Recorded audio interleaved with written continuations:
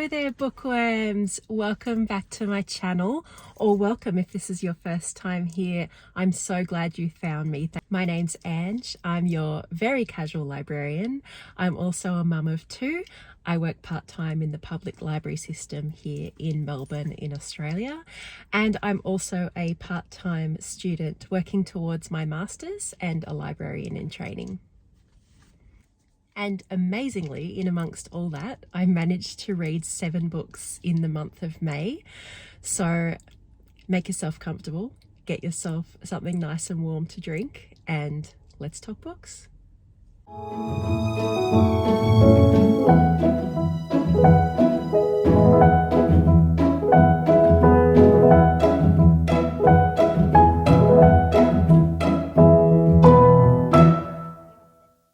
So the first book that I finished in May was Famous for a Living by Melissa Ferguson, and this was a really light-hearted, fun romance read, which was perfect for my busy sort of study schedule that was happening at the time as well.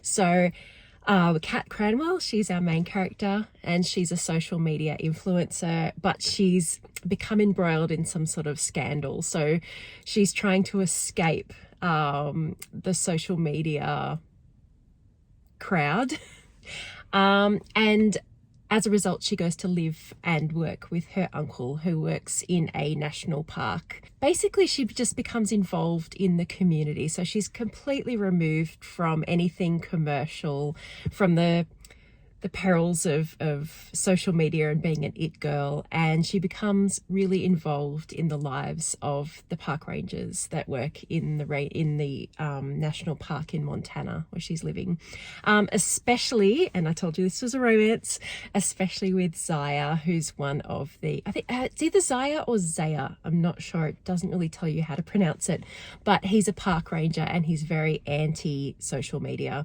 So he's got a completely different perspective on life, and they have very different lives. So it's a very interesting basis for a relationship. And this was really lighthearted. It's really funny. There's some really funny bits in this book, and I really enjoyed it. I gave it 4 out of 5.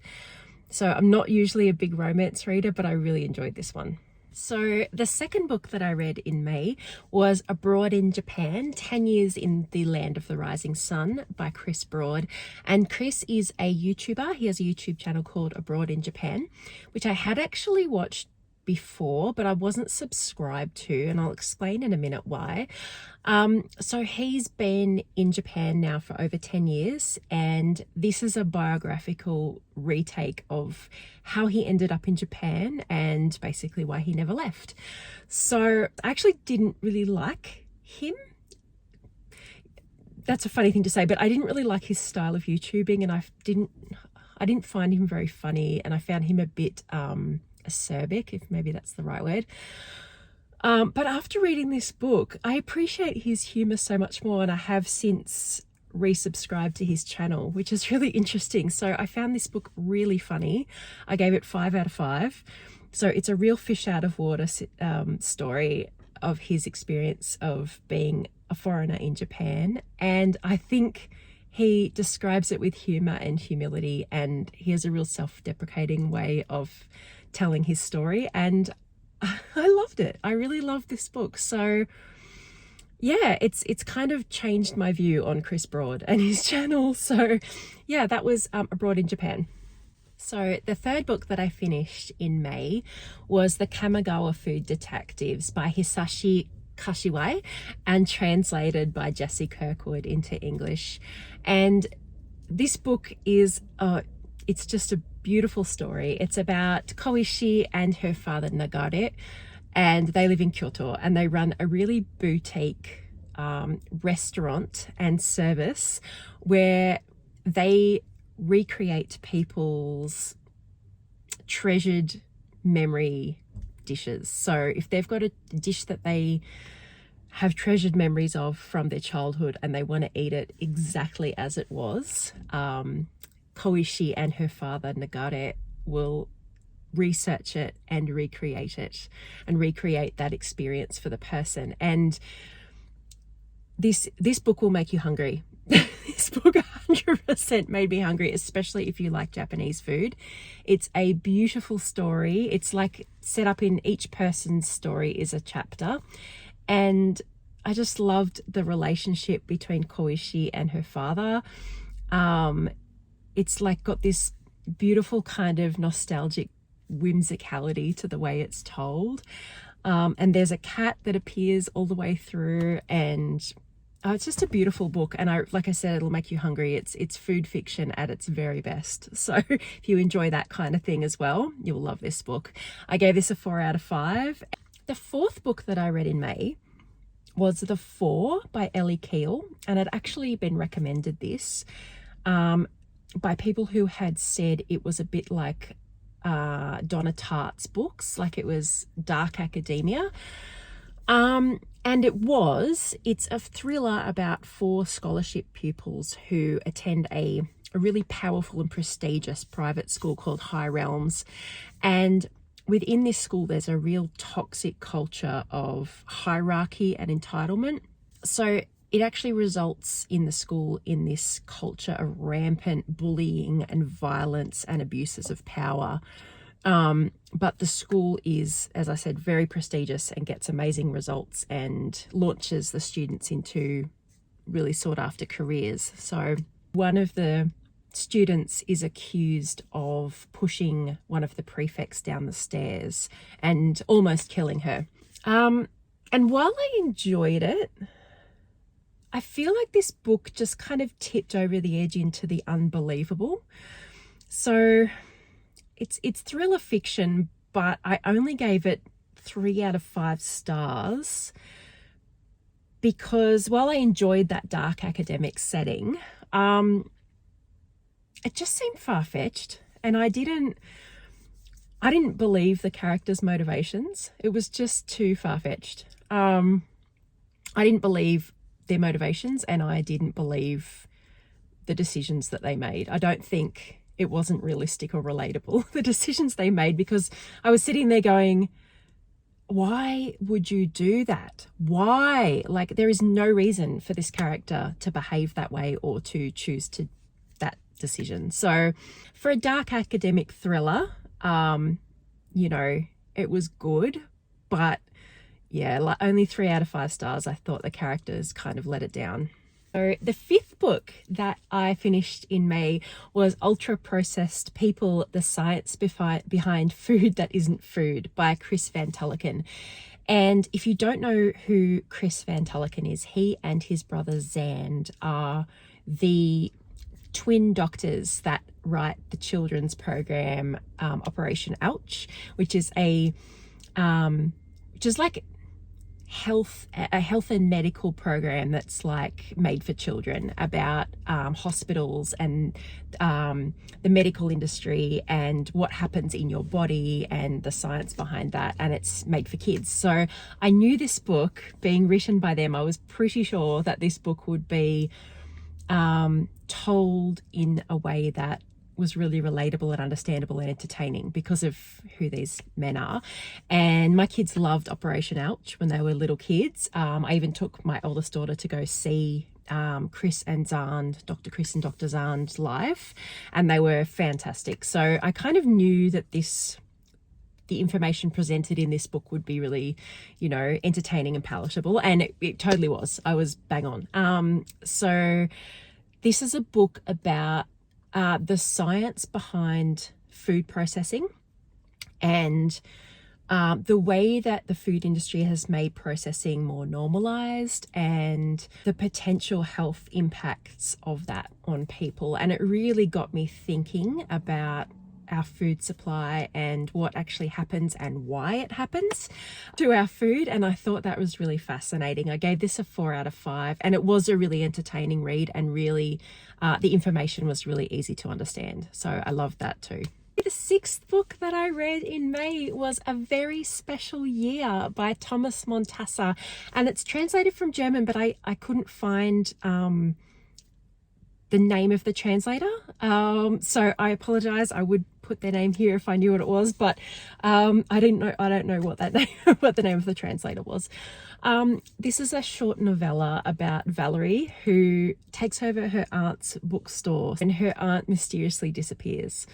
So Valerie is landed in this situation, and she decides to make use of her skills and to take inventory of the bookstore's stock and get its finances in order in case her aunt returns, or for when she has to decide what to do with the bookstore.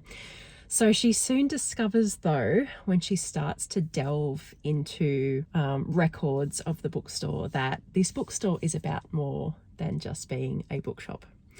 And it's a whimsical, beautiful story. I was totally in the mood for this. And it's about how books have the power to change lives and to transport you to other places, let's just say, without giving too much away. And it's just a short little book. It's a beautiful little short whimsical story, and totally what I was in the mood for. 4 out of 5. I think book lovers and fellow bookworms will love this. And the final book that I read in May was Ordinary Human Failings by Megan Nolan. This book was longlisted for the Women's Prize this year, and having read it, I can totally see why. It was incredible. It was a really, really good book. So this is about a tragedy that happens in a lower class housing complex in England. So what happens is a 3-year-old little girl is found dead. She's been murdered, and the main suspect in the killing turns out to be the school-aged daughter of one of the local resident dysfunctional working class Irish families living in the housing estate. So Tom, who is a ruthless newspaper journalist, he sees potential for a sensational story where he can exploit this family's unfortunate circumstances and sort of turn them into villains and their daughter into a monster, and create this story that's going to be sensational and sell heaps of papers. And he really aims at exploiting this family. He has no respect for them. He just sees them as low-class peasants who, you know, might be a bit of a freak show for a story.